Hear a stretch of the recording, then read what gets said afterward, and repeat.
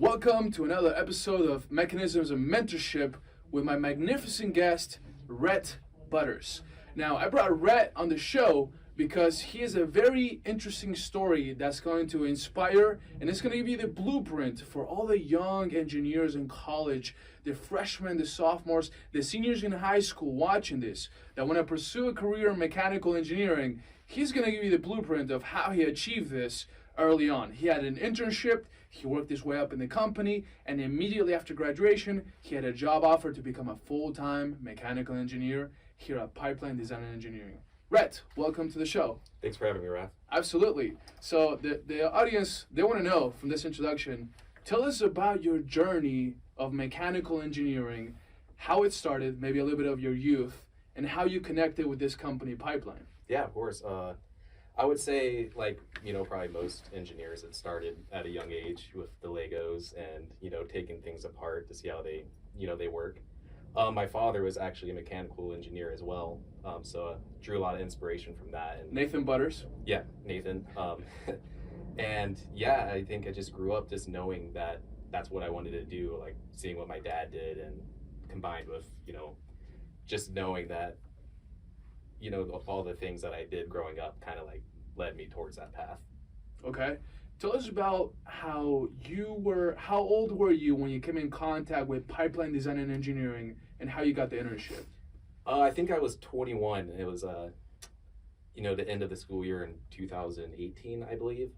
Pre-COVID. Yeah, I was about a sophomore at ASU at the time, doing my undergrad. And sophomore year is kind of like a critical time where a lot of kids start to like go for internships and stuff. So I started applying, and my dad was working for a company called Stryker.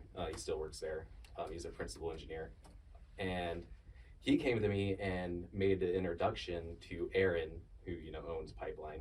And he got us together for an interview. Aaron was interested in bringing on an intern at the time and, just an extra pair of hands, just a mentor and whatnot.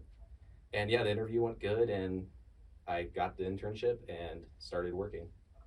So what we can learn from this is, as we all know in life, connections do matter, but you do have to provide value when the opportunity presents itself. So his father, Nathan, helped make the introduction to Aaron Munker, the owner of the company. Now, many of you watching this may say, well, I don't have that in my life, but that's okay, because what else did you have to offer value? How did you sell that to Aaron that, hey, you should bring me on board? Yeah, I told him that, I had a little bit of SOLIDWORKS experience and I was interested in learning, work really well with my hands so I could help out around the, just building assemblies and fixtures and stuff and kind of just learning on the go. Okay, sounds good. So everyone listening, SOLIDWORKS, did you take a SOLIDWORKS class in college before this internship? Yes, just one of the semesters leading up to the internship, we had a CAD class. And we kind of touched a little bit on SOLIDWORKS.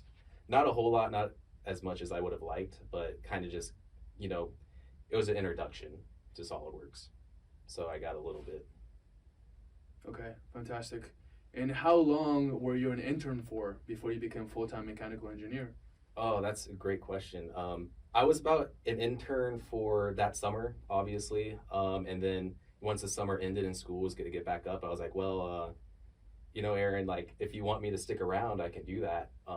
If you like my help and, you're interested. And Aaron said, absolutely, like, we'd love to bring you on as a part-time, junior engineer, we can call it. And then that was kind of my role for the next couple years as I finished up my degree. I would say a junior engineer. And then once I graduated, Aaron offered me a full-time position here. Okay, so what I take home from that is agree on an internship timeline, perhaps in the beginning, for an agreement of the summer length. And when it comes to an end, maybe go up to the employer and offer them what Rhett just said to see if you can become part-time, if that's what you're truly interested in. That's how you make the transition, sounds like. Or at least for you, that's how it worked out for you. Yeah, that's how it worked out for me. All right, well, fantastic. Well, tell us, how did you go from part-time to full-time engineering? How do I go from part-time to full-time? Yeah. What do you mean exactly? Like, because right now you're full-time, right? Yeah. And before you used to be part-time. Right. So what happened in the middle? It was just a seamless transition, really. Basically, the only thing that changed was that I just started working 40 hours a week. And what were some of the tasks that helped you gain expertise and knowledge and build your skill set? A lot of just, helping, especially on the, the building of the fixtures. I got a lot of hands-on experience. I got to see a lot of the design work that the other engineers were doing and putting these things together and like learning how they work. And then I was able to translate that into my own, designs and stuff. And then during that period, I had a lot of exposure to helping, helping out on projects, do small like design tasks in SolidWorks or, more simple assemblies and stuff. So I really just slowly grew as I, continued working here. So it sounds like you progressively got harder tasks along the way. Yeah. And the assembly component is very important because, as many of you listening already know, but some of you may not know, in mechanical engineering, you design something on the computer, you usually either 3D print it or manufacture it, it comes back in-house, and we have to build it. You have to order all the hardware and put it all together. So in the process of assembling is where you learn a lot of things, right? Correct. All right, awesome. So not only the value that you offer, but it's important to find a good company that can match you up with what you need to progress your career. And I think we've both been fortunate, also myself, to work here at Pipeline, to the things that I learned. Yeah, you were brought on like a couple months after I was. That's right. So now let's talk about resilient CAD modeling, RCM. This is something that I taught a Udemy class on. We link in the description below. Resilient CAD modeling. And I've taught it, so now I want to hear Rhett talk about it. This is something that we do here. What is resilient CAD modeling in 30 seconds, and what are we looking at? Yeah, resilient CAD modeling. Really, it describes like a hierarchy of your feature tree.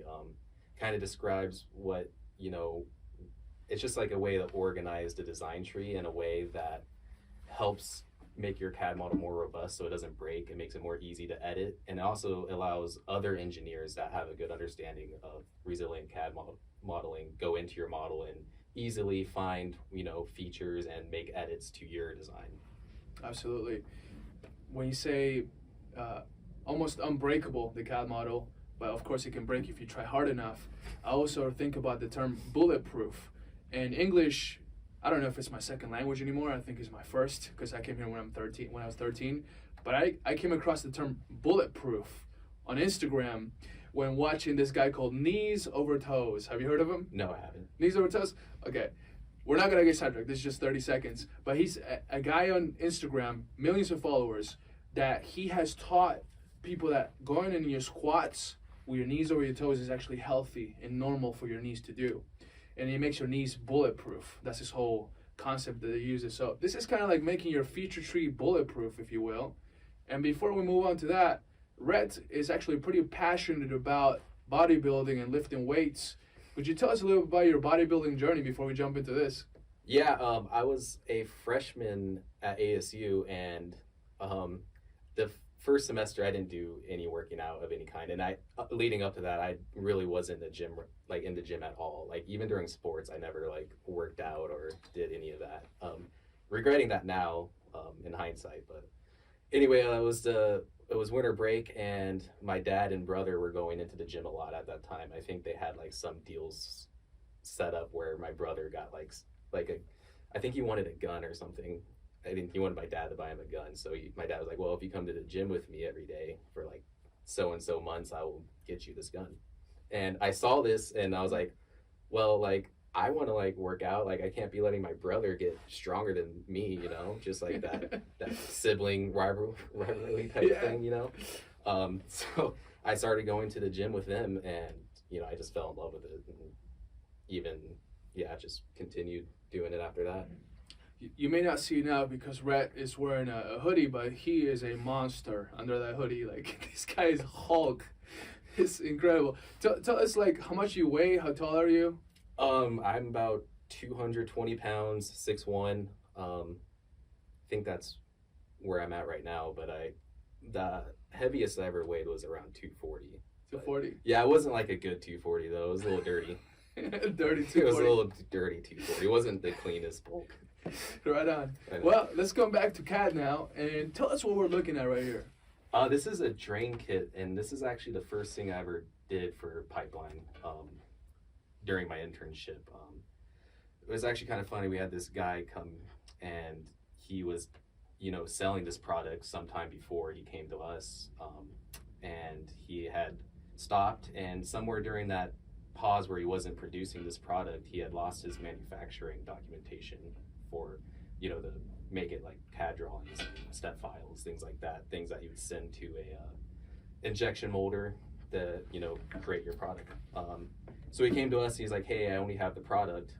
Can you guys, develop a CAD models of the parts so I can start making this again? And so that's how, that started. And, I was just coming in the pipeline at the time, and Aaron thought it was a perfect project for me to get my, my feet wet into SOLIDWORKS and really just dive into CAD modeling. I'll never forget, he handed me a pair of calipers, and he was like, Rhett, I just want you to like recreate this using these. Very simple instructions, right? Very simple instructions. But yeah, so we call this, what it was designed to do was to fill and empty fish tanks using the power of water from a faucet or like an outdoor hose spigot. It's pretty actually interesting. It uses we look inside here, it uses a pretty simple mechanism to accomplish this, and it's called a Venturi pump. So this is the mechanism component of the episode. Right. So you can see right here, you got the Venturi. I'll highlight it right here in blue. You can see it's kind of like a cone shaped right there.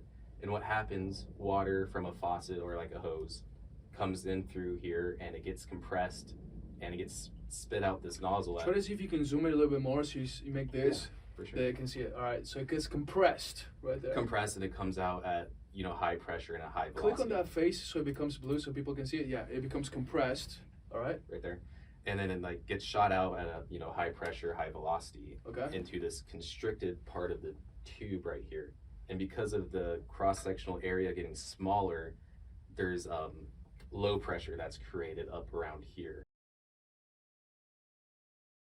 So now let's look at the feature tree on the left, and we're going to talk about resilient CAD modeling and this structurized way of having a bulletproof feature tree, if you will. Yeah, so the first thing I did, a lot of times in resilient CAD modeling, you want to start with like your reference group, or sometimes it's referred to as the skeleton group. And this houses all like your reference, your dimensions, your planes, anything that you're going to use to reference later on when you're creating your features. Your design intent. Design intent, exactly, yeah. And here you can see I have all my sketches. If we show this, you can see I have, where is it? Sorry. You can see I have a bunch of sketches, and this is basically like my data that I took from measuring with calipers and, looking at, just taking measurements and putting into sketches so I could like reference it later down the tree to make the actual features. And then also sometimes you would like want to put a picture in there if you want to, if there's some things that you just can't really measure with calipers. Like I wanted to measure this thread right here. So I imported this picture of I lost it. So you just press F on your keyboard. I imported this picture so I could, sketch over. I scaled the picture to size first, of course, and I kind of overlaid some sketches. If you want to zoom into that. Just to kind of match the profile of the thread right here. Because at the time I wasn't sure what the thread was. I was really new. Like I was an intern, so I didn't I just thought I'd just measure it just by doing this. But it turns out it's garden hose thread, and there's actually like specs that you can look up to actually get the nominal measurements for the thread. That's the thing I love about mechanical engineering, the precision needed, right? Specificity. Okay, so that's the skeleton group that we're looking at, where the design intent lives. Now we move on to the next folder, which is? So basically, the next folder is the first body. I think there's like a total of 6 parts in this assembly, and I was using a master modeling technique, so all of my parts lived in the same part file, of course. And the first part that I was interested in modeling was the actual pump part, because I thought it would be the hardest and take the longest, so I started with that one. That doesn't necessarily you can start anywhere, but so basically, if we roll back up, you can see how I started this. started with a simple revolve feature just to get the, you know, the profile. Could you open up the sketch for the revolve feature? Yeah, of course. And are you showing parent-child relationships in the feature tree? I don't think I am. Go ahead and right-click the name of the part at the very top. And then on the right, just go to click that, and then do it again, right-click it, and then click the one next to it, So click on the sketch. I want people to see that the sketch that we're currently looking at has no dimensions.